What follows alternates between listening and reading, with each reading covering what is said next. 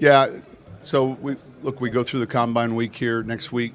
I think Tuesday, Wednesday we'll be in meetings with ownership, and so I expect that we're going to know fairly quickly. I said it's a Super Bowl, but I think more specifically, I think somewhere in the neighborhood next week we're going to. There's a couple factors here. Obviously the cap projections came out. We're further down the road with the draft class. Obviously the pro free agents. So I would anticipate it being within the next 2 weeks. I think I just said the next 2 weeks. Yeah, next 2 weeks.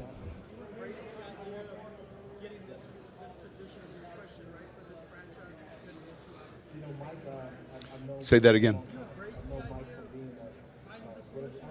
Yeah. Well, look, we better. So the question was, finding the right solution to quarterback in this league, which is obviously very competitive in our division. I think it's vital. I saw this humorous meme the other day where there was a Bronco fan with a shirt on, and there was 8 quarterbacks names with a cross through it, and he's drinking the quarterback Kool-Aid, and our job is to make sure that this next one, doesn't have a line through it.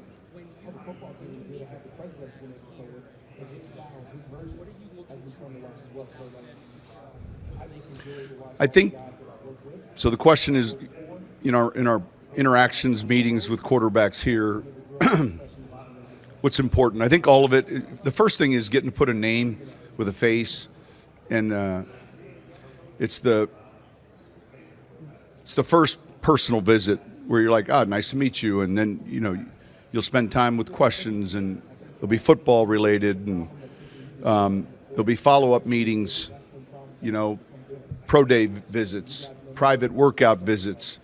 And so these are all pieces of the equation that I think are necessary. And obviously the beginning of this event was to combine medical information, hence the term combine. And then pretty soon, let's run a 40 and let's run a few of these cone drills.